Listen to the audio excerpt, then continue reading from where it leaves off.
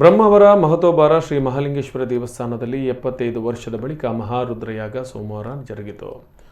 ತೀರಾ ಜೀರ್ಣಾವಸ್ಥೆಯಲ್ಲಿರುವುದನ್ನು ಜೀರ್ಣೋದ್ಧಾರಗೊಳಿಸಲು ಪೂರ್ವಭಾವಿಯಾಗಿ ಮತ್ತು ಲೋಕ ಕಲ್ಯಾಣಾರ್ಥವಾಗಿ ಇಲ್ಲಿನ ಆಡಳಿತ ಮಂಡಳಿ, ಯಾಗ ಸಮಿತಿ ಮತ್ತು ಬ್ರಹ್ಮಾವರ ವಲಯ ಬ್ರಾಹ್ಮಣ ಸಮಿತಿಯು 25ನೇ ವರ್ಷದ ಅಂಗವಾಗಿ ಕಾರ್ಯಕ್ರಮವನ್ನು ಆಯೋಜಿಸಲಾಯಿತು.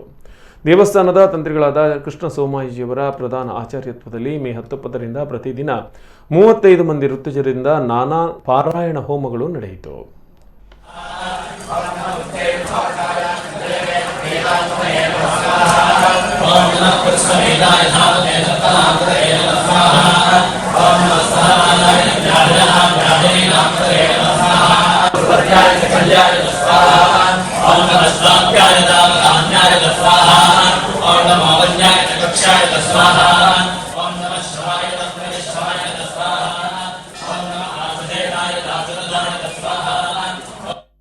ಮಹಾಫಲಾಲಭ್ಯ ಆಗುತ್ತೆ ಅಂತ ಒಬ್ಬರು ಇಬ್ಬರು ಅಥವಾ 100 ಜನ ಸೇರಿ ಮಾಡಿಸುವಂಥದ್ದಲ್ಲ.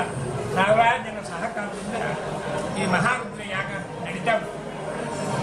ಸೂರ್ಯನ ಪ್ರಕಾಶ ಯಾವ ರೀತಿಯಲ್ಲಿ ತದ್ವೃತ್ತಿಯಲ್ಲಿ ಈ ಪ್ರಪಂಚ ಬರುತ್ತೋ ಅದೇ ತದ್ವೃತ್ತಿಯಲ್ಲಿ ಆ ಪುಣ್ಯ ಫಲವನ್ನು, ಮಹಾರುದ್ರದ ಪುಣ್ಯ ಫಲ ಅನ್ನುವಂಥದ್ದು ಇದು 8 ಗ್ರಾಮಕ್ಕೆ ಬರುತ್ತೆ ಅಂತ ಹೇಳಿ ನಿರ್ಣಯ ಸಿಂಧುವಿನಲ್ಲಿ ಹೇಳಿದ್ದಾರೆ. ಈ ಲೋಕಕ್ಕೂ ಸರ್ವೇ ಜನ ಸುಖಿನೋ ಭವಂತು ಸಮಸ್ತ ಲೋಕಾನುಭವ ಅಂತ.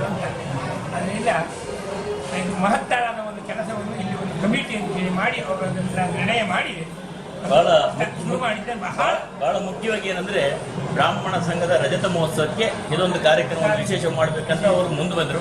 ಹಾಗೆ ಎಲ್ಲ ಸಾರ್ವಜನಿಕರು, ಎಲ್ಲ ಜಾತಿ ಮತ ಭೇದದಲ್ಲಿ ಎಲ್ಲರೂ ಅದಕ್ಕೆ ಸಹಕಾರ ಕೊಟ್ಟಿದ್ದಾರೆ. ಈ ಕಡೆ ಊರಿನವರು ಕೊಟ್ಟಿದ್ದಾರೆ, ಹೊರಗೆ ಪರ ಊರಿನವರು ಕೂಡ ಇದಕ್ಕೆ ಬಹಳ ಒಳ್ಳೆ ರೀತಿಯ ರೆಸ್ಪಾನ್ಸ್ ಅಂತ ಒಂದು ನಮಗೆ